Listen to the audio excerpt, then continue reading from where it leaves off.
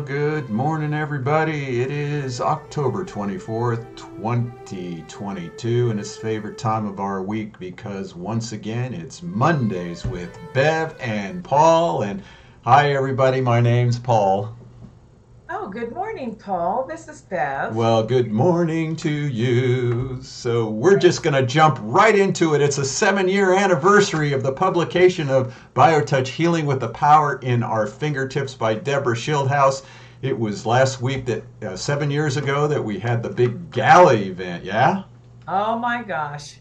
You I, talk a I little was bit while I thinking, show some clips. yeah, I was thinking about how what the committee on that for food and for decorations and Yeah. all the stuff that we were doing together, going to this place and da da da da da. And it was so much fun. But when we found that venue, it was just perfect for us. I mean, it was, of course, everything really goes well for us all the time. Right. But the party itself was just it was amazing. Um, how many people showed up? Well, there's a room, I'm showing a room full of people. It's just, Just people what, showed up. What 100 people at amazing least. food, Right. Yeah, I showed the food too. music. Yeah. Yeah, and there's the three of us. I'm showing it. We did our Yep. little presentation, and so we'll present these slides some more with the song that Horace Barnes dedicated to that event. So Right. we want to go over the book with all of you. Here it is right here. It's available today, and we'll leave it up for a while. It's just $12, and we pay for the shipping and everything if you want this at your home. So we're going to go through some of the sections here. The first one is just Bev's going to read some of the testimonial. One of them was by Dr. Bill Gallagher. So Who is an amazing, well, I guess he's a chiropractor. Yeah. chiropractor, but a very, yeah. And this is what he said, because he used to come into our center and just hang out. He said, being here, and this is what he says: the story about BioTouch is one that needed to be told, and Debra Schildhouse is the perfect storyteller to do that job. This simple, gentle, and loving technique has touched so many lives, and this book will touch so many more. Understanding Paul Bucky's journey will help you to understand why anyone walking into the BioTouch Center feels loved and everyone walking out feels better. Right on, Oh, Bill. thank you, Dr. Bill. And then we moved to the forward in the book, and that was by Gary Schwartz, who I had met years before this, and I introduced him to Deborah. He goes, later, when Paul introduced me to Debra Schildhouse, the author of this beautifully written and deeply meaningful book about the history and promise of BioTouch for personal and global health, I was given the privilege of honoring her and BioTouch with this justly deserved introduction and commentary. And then later on, towards the end of it, we always read what he wrote. As you explore Deborah's gracious and grateful book, my wish is that you become filled as I did with the wonder and promise that BioTouch offers all of us, our loved ones, the greater humanity, and nature as a whole. Yeah, he got it, didn't Yeah, he? always. Wow, And it's we perfect, did the research with him, and he met Deborah and was right? wrote that book. And then we move into the preface, and this is a little bit about Deborah. And we're going to have Bev read a couple of little paragraphs here. We're just reading you little snippets to Just little to snippets. whet your taste that you'll really want to read it yourself and take the journey with Deborah and myself. So this is a paragraph that stuck out to me, and it kind of gave me an insight as to Deborah's her personality in terms of her sense of humor. So she's coming for the first class, right? And she walks into the center, and she says, "More students arrived. Soon the room vibrated with the chatter of 3 men and 9 women, ranging in age from 20 something to 80. From my perch, I could see how they were all new age, earthy, tree hugger types. They were dressed for comfort in oversized t-shirts and baggy, relaxed shorts. Their flip-flops slapped against the heels as they walked. I was clad in a crisp, raspberry colored blouse, pressed slacks, and high-heeled sandals. The women wore little, if any, jewelry, nail polish, or makeup. Adorned with all of the above, I stuck out like a pink iced donut among bagels. Just love that. That just set up the whole scenario for Debra being there, right? Yeah. That's chapter 2. Chapter 1 is about her and her experience with her daughter. In the preface, she just talked a little bit about, she said, but what I hadn't counted on was how much I learned about myself in the process, writing the book and doing BioTouch. I was thrown into challenging situations that I wasn't prepared to handle. All I wanted to do at that point was run away from the center and never look back. I was touched, annoyed, amused, and sometimes grossed out by Paul's depictions of past trials and triumphs. But the more I heard, the more I realized our lives had been on parallel trajectories for decades. Right. So the book is written in a little dialogue between her and I, and what Bev just read about, that's the beginning of her journey, and she just lays it on the line with her. I remember going over the book with her, and she was starting to write it just about me. And halfway through it, I went, this isn't working. This book can't be about me. This has got to be about you meeting me. And then and it turned into this little dialogue. And the interesting thing was, she'd write a chapter, and I'd read it, and I go, I don't know, it's missing something. She went, damn, I knew you'd catch that. So it was hard for her to bring out those deep little dark secrets to the public, because she was afraid she'd be judged. But as you just read, they make the book feel human. That's what I always tell everybody. I said, this is a human book.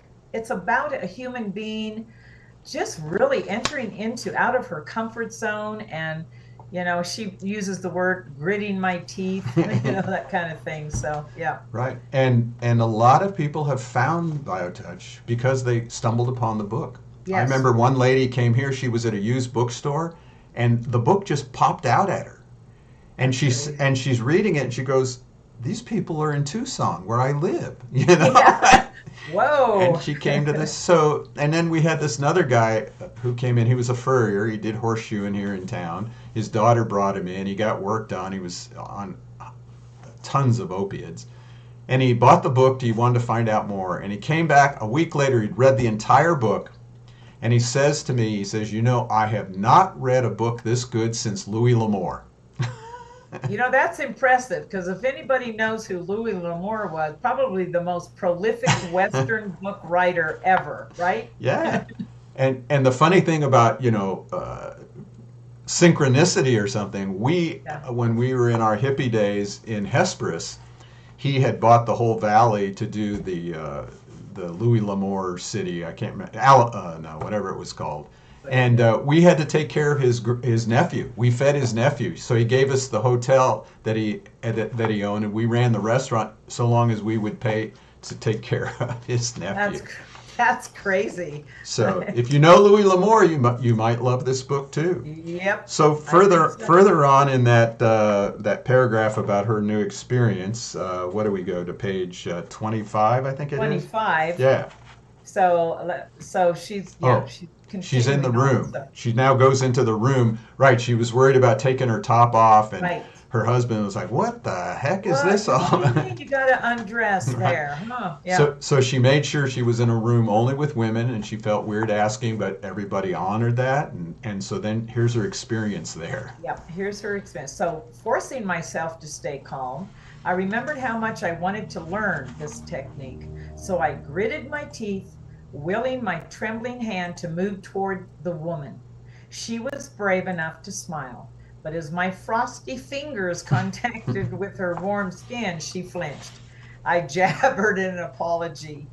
After managing to touch all the points correctly, it was time for me to remove my shirt and take a turn as the recipient. I unbuttoned my blouse with trembling fingers. This had to be the strangest thing I had ever done in my life. I made sure my bra was firmly in place before climbing onto the table. I closed my eyes, dreading the fingers that would soon touch my vulnerable middle. Bless her heart. I'm feeling for her. Yeah. Yeah. And Yeah. the funny thing was, as she talks in the book, she became very close with all these strangers within a day. The first day, she felt like she knew these people. She was having lunch with them. They all talked. They were very Yep. open. Um, and that moved her to the journey to want to go on and get certified. She really wanted to help people. Right. And so then her next chapter goes into acknowledging a lot of the stuff in her past, and meeting me for the first time. She's like, Yeah. she heard about this guy, and now all of a sudden she's face to And face. there you were. Here's the big guy, right? The man. Yeah. And you're like, hello. Towering above you, coming in. So, Right. she goes, a little paragraph here. She says, he stopped talking long enough to sip water from a green plastic bottle. And of course, he continued, the concept of self-awareness is a very important aspect of biotouch. It is the awareness of oneself in relation to one's surroundings. The first step to becoming self-aware is to quietly observe your own reactions to different circumstances. Well, we're getting that opportunity nowadays. Yeah, no kidding. Then it just grows from there. Any questions, he asked? I wanted to ask him why becoming aware of my body's reactions to things was so important, but I chickened out. I had the feeling that everyone else in the room already understood that concept, and I didn't want to be the dunce in the class. There she is again, just, There she is again. just sharing her stuff, Her deepest, yeah. Yeah, her growth in her own What a great self-awareness. book for her to write for her own self, not Right. let alone sharing all this with uh, everybody who's going to read about it. Right. Boy. And so she goes on about different, that she goes into her past, seeing it first, starts working with people, and then she goes into some of her lessons that she learned. And she moves to a part where she had to, let's see, is this the one? Yeah, where she had to work on Jake. Right. Right. And Jake's body, first of all, she had to work on feet. There's one thing Debra hated more than anything, and that was feet. Oh my gosh. And she really, she talked about it a lot. Right. It was something that, was in her coming into her self-awareness about, wow, look at me with my yucky thing about feet. Yeah. She would And say. and of course, Yeah. we've always said this before too. BioTouch is somebody that comes into your path to do BioTouch on is always going to be for your lesson. And the very first people she had to start working on were feet problems. I know. It's so, if people will just pay attention to those things that happen in their lives, right? It's just like, wait a minute. This is all about me, and that's what we say about BioTouch. I don't care if you're a recipient or the practitioner. Everybody that's in those rooms together at that one time is for both of our awareness. So yeah, Right. it's true. Yep. So let's talk a little about her experience with Jake, whose body was dirty. There were a lot of sores. I mean, he was in a lot of pain. Right. I think you're reading page 60 I'm here. on page 60. So you and her are talking about that, right? Uh-huh. And so this is what you say to her. Well, think of it as just another challenging part of your journey through BioTouch to conquer your preconceived judgments and fears. And those fears run deep. So deep, they even have you questioning your husband's love. If you should ever develop a deforming disease, Paul continued, you need to talk to Howard. Tell him your fears of his rejection if you should ever lose your health or attractiveness. He'll help shine the light of truth and love on those fears, and you'll see they're not rational. They'll melt away, and your capacity for growth and self-awareness will be impossible to measure. And she goes on a little there. She goes, maybe I can't handle any more challenges or being more self-aware, I grumbled. Maybe my judgments and fears are best left hidden in the dark. And then I said, You say, I promise you this, once you accept your challenges with love, once you really open your heart to them, they'll disappear. what? Are you saying that if I open my heart to Jake, the fear and the challenge will disappear? Yes, it will, because you'll have overcome that challenge by learning your own capacity to love. It was no accident that Jake showed up as your recipient. He's here to teach you. Ooh, So that really, I remember that talk real well with her, yeah, I you bet you know, do. and how tough that was for her. And she really worked it out with Howard. They opened up. He assured her that he loved her, and it had nothing to do with what was going to happen to her physically or her looks or whether she fixed her hair or whatever. That his love was deeper than all of her fears about her Right. body. Oh, And yeah. so here's what happens. Jake comes in for his very next session and he tells Debra he wanted to thank her for all the help he gave her, and she was like all paranoid, but she was going to go ahead with it. He let her know that he was moving out of town and would not be coming in anymore. And she's like, "What? Oh, I can't believe it." Yeah. And so at the end of it, after I hugged Jake goodbye, I sighed with relief. Then I ran to tell Paul about my conjured golden image of love for Jake and how he was moving across the country. "See," Paul's face glowed. "You gave love to your challenge and now it's going away. It always does." Well, how does that work again? I don't get it. Well, whatever's within us is what we project outward. We live in either fear or love. Fear projects separation, judgments, and problems. Love is the realization that we are all truly connected to everyone else. When we love, truly love, it erases our fears so we're left with only our purity to project. It's like magic, and that's the main reason I practice BioTouch. When I read that part of the book, I thought to myself, well, yeah, Jake was leaving because he had done what he was there for Deborah to do. Yeah, His work was done for her. yeah. That's just it. That's love, isn't it? We don't even know we're practicing it half the time. And truly, that's the reason I know for Bev and I why we do BioTouch.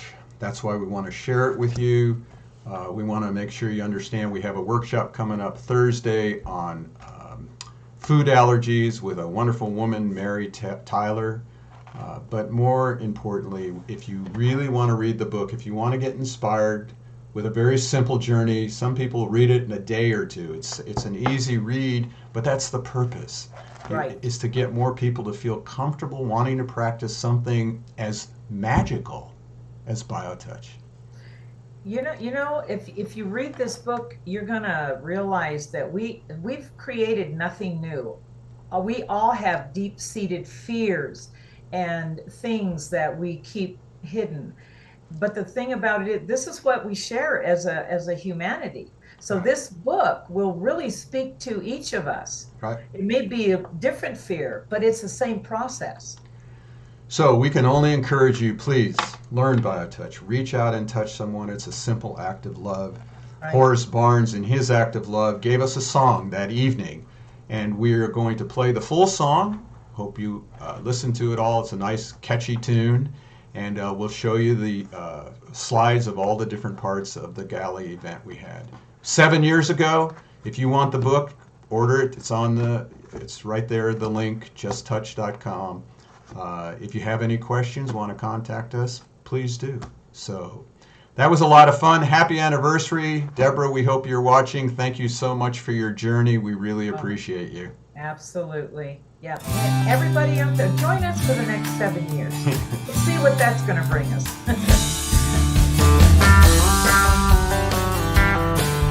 If pain has got you down and you live in town, take a trip down to Pima Street.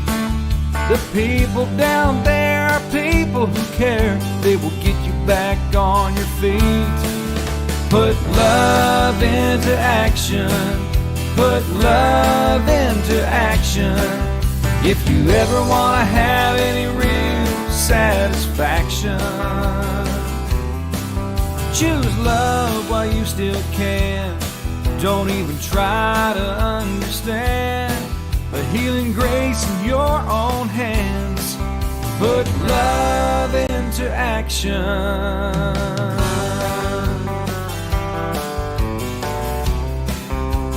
I know you have heard these beautiful words.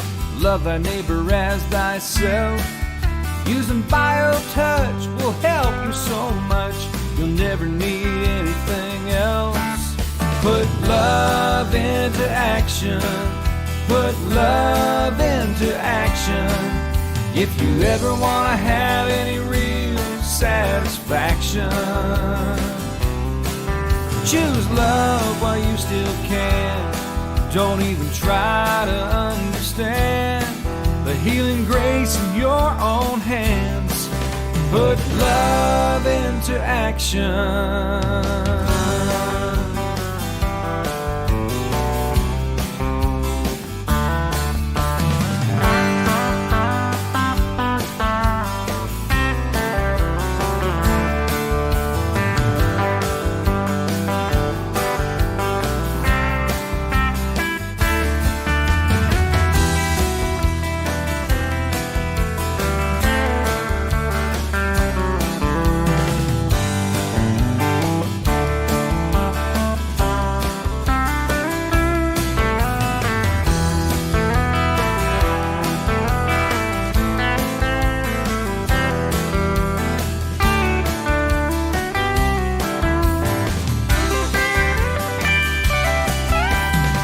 Of mine has spent a lifetime teaching people how to heal. Energy healing is such a good feeling, it'll help you if anything will. Put love into action. Put love into action. If you ever want to have any real satisfaction, choose love while you still can. Don't even try to understand the healing grace in your own hands. Put love into action.